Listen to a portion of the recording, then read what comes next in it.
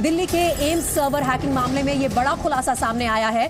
जांच में पता चला है कि एम्स के मेन सर्वर की हैकिंग दरअसल चीन से की गई थी और सर्वर से चुराए गए डेटा को डार्क वेब पर बेचा गया। आपको बता दें कि 23 नवंबर को एम्स का सर्वर डाउन हो गया था और आज तक इसकी फुल रिकवरी नहीं हो पाई है। इसमें डीआरडीओ की भी मदद ले रहा है एम्स का प्रशासन, लेकिन इसके बावजूद इस वक्त ये जो खुलासा सामने आया है ये बेहद चौंकाने वाला है। 23 नवंबर को जो सर्वर डाउन हुआ था एम्स का, इसकी हैकिंग के तार अब चीन से जुड़े हुए नजर आ रहे हैं और ये भी सामने आ रहा है कि जो डेटा यहां से चोरी हुआ इसे डार्क वेब पर बेच दिया गया। चीन ने यह सर्वर हैक किया और अब इस पूरे मामले की जो तार चीन से जुड़े हुए हैं वो डार्क वेब तक पहुंच गए हैं। डार्क वेब पर ये तमाम डेटा बताया गया है कि बेच दिया गया।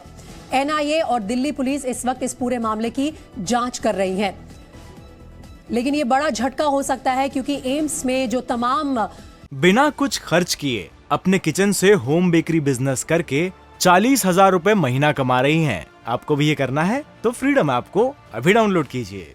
जानकारी है जिन भी पेशेंट्स की, वीवीआईपी पेशेंट्स की, वो क्या अब डार्क वेब पर अवेलेबल है और इससे कितना बड़ा खतरा हो सकता है। इस पूरे मामले पर ज्यादा जानकारी के लिए मेरे सहयोगी जितेंद्र शर्मा मेरे साथ न्यूज रूम से इस वक्त लाइव जुड़ रहे हैं। जितेंद्र, ये जो खुलासा सामने आया है ये ना सिर्फ चौंकाने वाला है, इससे घबराने की भी बात है, क्योंकि ये जो पूरा वीवीआईपी डेटा था मेडिकल रिकॉर्ड्स का, क्या अब ये डार्क वेब पर बेच दिया गया है? देखिए प्रीति, ये जो समय है, इस समय जो युद्ध जो लड़े जा रहे हैं वो साइबर पर लड़े जा रहे हैं और इस तरह से जो सर्वर हैक है इस तरह से अटैक करके डाटा को चोरी किया जा रहा है। जो एम्स का जो डाटा जो हैक किया गया था, सर्वर हैक किया गया था, उसमें जो नई जानकारी निकल करके सामने आई है उसमें पता लगा है कि चाइना से ये सर्वर अटैक किया गया था और जो डाटा हैक किया गया और जो उसके बाद इसे डार्क वेब पर लीक कर दिया गया है। इस मामले में दिल्ली पुलिस ने मामला दर्ज कर दिया था। एनआईए भी इस मामले की जाँच कर रही है और इसके अलावा सेंट्रल एजेंसीज भी इसमें लगी हुई हैं ताकि जल्द से जल्द जो है डाटा रिकवर किया जा सके, लेकिन अभी तक पूरी तरह से कामयाबी नहीं मिली है। बीच में हालांकि इस तरह की खबर जरूर आई थी कि जो बैकअप था, एम्स का जो बैकअप था उसको रिस्टोर कर लिया गया है, लेकिन अभी भी पूरी तरह से वो रिस्टोर नहीं हुआ है। और ये जो नई जानकारी मिल रही है उसके मुताबिक ये जो पूरी जो हैकिंग की गई थी ये चाइना में बैठ करके की गई थी, वहीं के हैकर्स ने ये अटैक किया था और उसके बाद ये जो डाटा है वो डार्क वेब पर लीक कर दिया गया है। ये इसलिए भी खतरनाक है प्रीति क्योंकि एम्स देश का सबसे बड़ा अस्पताल है। हजारों की संख्या में यहाँ पर मरीजों का इलाज होता है, रोजाना आते हैं। देश के अलग अलग हिस्सों से यहाँ पर मरीज अपना इलाज कराने के लिए आते हैं। इसके अलावा जो देश के जो महत्वपूर्ण व्यक्ति हैं, चाहे वो प्रधानमंत्री हो, पूर्व प्रधानमंत्री हो, राष्ट्रपति हो या दूसरे जितने भी जो महत्वपूर्ण व्यक्ति हैं, उन सबका इलाज भी यहाँ पर होता है और कहीं ना कहीं डॉक्टर नियुक्त किए जाते हैं। डाटा भी उनके पास रहता है ताकि इमरजेंसी में किसी तरह से जब भी जरूरत पड़े तो उनकी मदद की जा सके। अगर उनका डाटा इस तरह से लीक हो जाता है तो ये अपने आप में ही बड़ी चौंकाने वाली और बड़ी खबर है। बहुत बड़ी खबर है जितेंद्र, और इसके साथ ही जो ये एक और बड़ी जानकारी है कि जो डेटा है ये ना सिर्फ हैक हुआ, लीक हुआ, बल्कि इसे डार्क वेब पर बेच दिया गया। अब इसके क्या मायने हैं ये भी मैं आपसे समझूंगी, लेकिन इससे पहले मैं अपने दर्शकों को ये बताना चाहती हूं कि दरअसल डार्क वेब है क्या।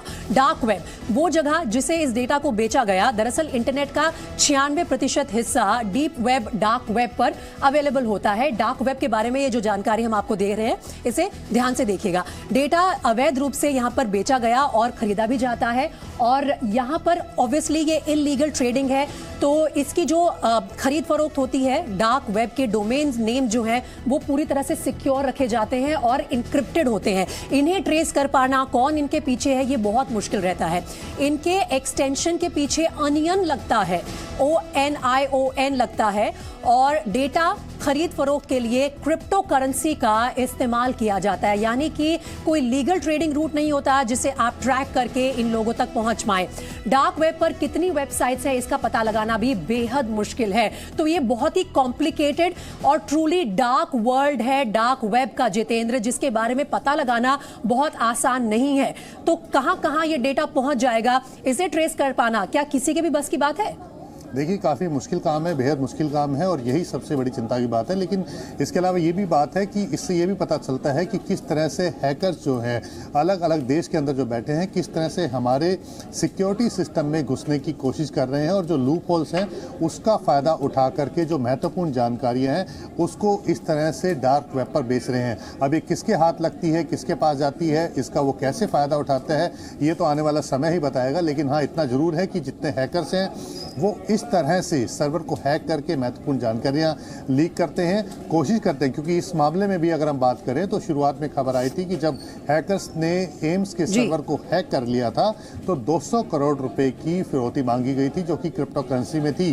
और इसका हालांकि खंडन कर दिया गया था। लेकिन ये हम सबको पता है कि जब भी हैकर्स इस तरह के अटैक करते हैं, सर्वर को हैक कर लेते हैं, तो वो उसी सिस्टम के ऊपर जो डिमांड होती है उसको वो सामने रख देते हैं। अगर उसको दे दी जाती है तो वो रिलीज कर देते हैं, नहीं तो वो इसे डार्क वेब पर लीक कर देते हैं और वहां पर ये बेचते हैं।